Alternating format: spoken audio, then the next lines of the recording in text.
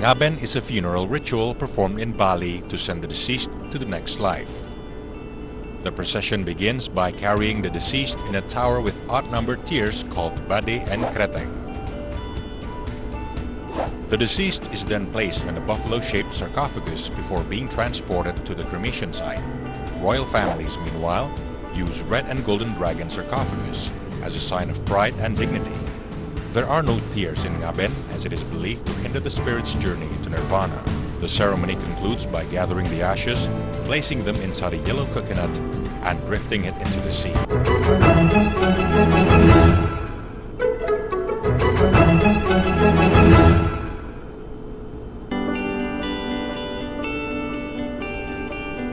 Pencaksilat masters are healing fractured bones in Bogor's Cimandi district, West Java.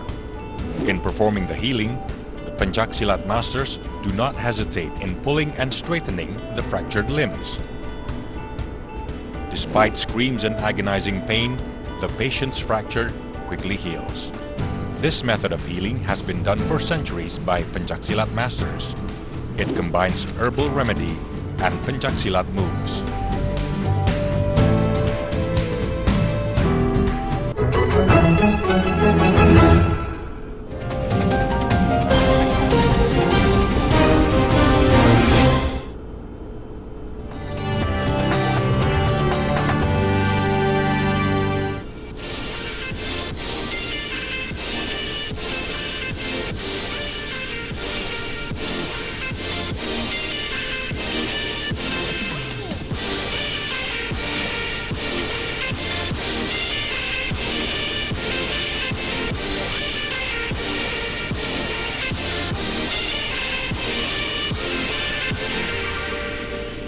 Welcome back, and you're still watching Daybreak with me and our guest, Daniel Herscovitch. Now, just now we spoke about classical music, a lot of them. Now, we want to talk about the younger generations right now, in Indonesia especially. Now, you said that there are a lot of talents here, you know, but do you see any untapped or raw talents that could actually make it really big one day? I have seen those, and an example of somebody who is already on their way to a professional career. Last night, Edith Widayani, who was a previous winner of the Ananda Sukarlan Awards, she gave a very, very fine piano recital of Chopin. So she's already on the way to professional career. She lives in America now, completing a doctorate. So that's one example of somebody who's in Indonesia who has is already at the beginning of a professional career. What kind of skills do they need to actually bring it to the next level? Obviously technical skills, musical skills, and obviously there are particular personal qualities one needs. One needs to have determination and tenaciousness. One has to be passionate enough to really work at it constantly. Yes, and probably nowadays one needs PR skills as well. PR skills, yes, very important. Yes, now, someone like Joey Alexander. Now, do you think that he's from Indonesia? You've heard of Joey Alexander, right? But I don't. he's this 12-year-old boy who actually plays the piano. Right, but he's not really into classical. I think he's more into jazz, and he made it to the global market now. So we're going to talk about those who are actually maybe really teenagers, really young teenagers. How do you tell? How can you tell if they can actually make it big one day? Maybe at the age of 10, 11, 12. You can't necessarily actually tell for certain whether they're going to make it big one day, but you can certainly tell if they've got the potential to do so. The thing with a 10 or a 12-year-old is that we all know that in the teenage years, that's a time of big personal development. Sometimes other interests take over. And sometimes somebody who's 10, 12 and you hadn't thought was that talented, suddenly they flower, and that's another example. So at the age of 10 or 12 you can't be that certain, but you can certainly, I heard there was a piano camp in Bogor a couple of years ago. I heard some amazingly talented,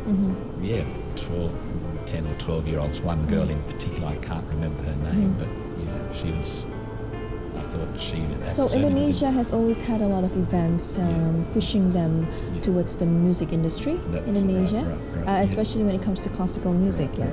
Now, what other countries do Indonesia have ties with when it comes to music or classical music or piano? Oh, well, as an example, many Indonesian piano students come to Australia to further their studies, and actually this year the Ananda Sukarlan Award was very delighted that the Australian Embassy here supported the competition.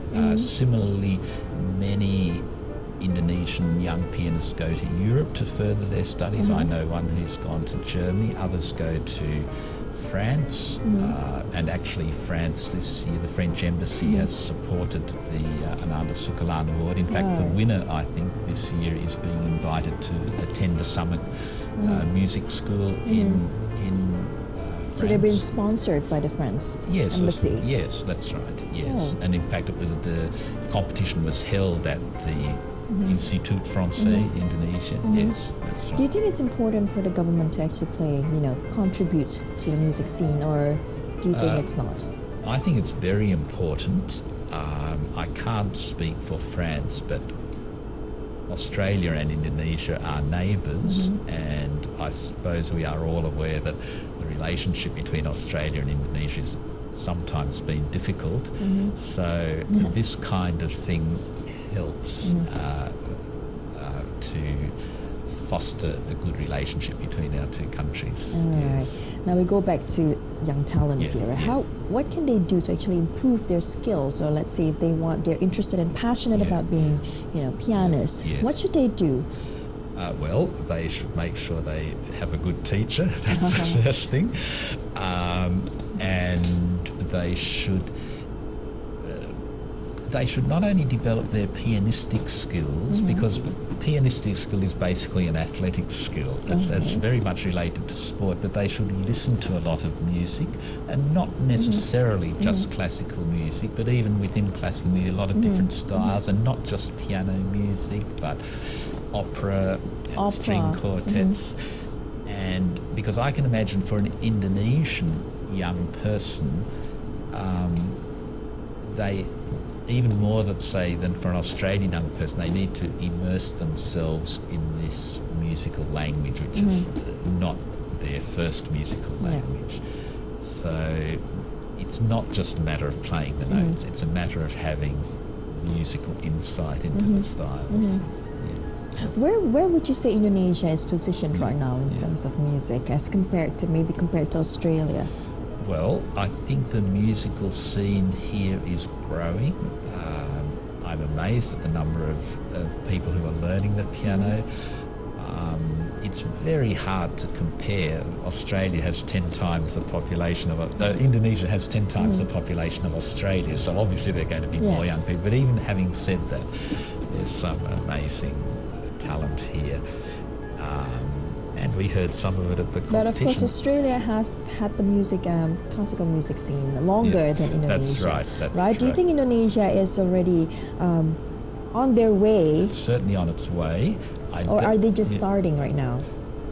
They're not just starting. I think it's, as far as I can tell, it's really grown in the last 40 or 50 years.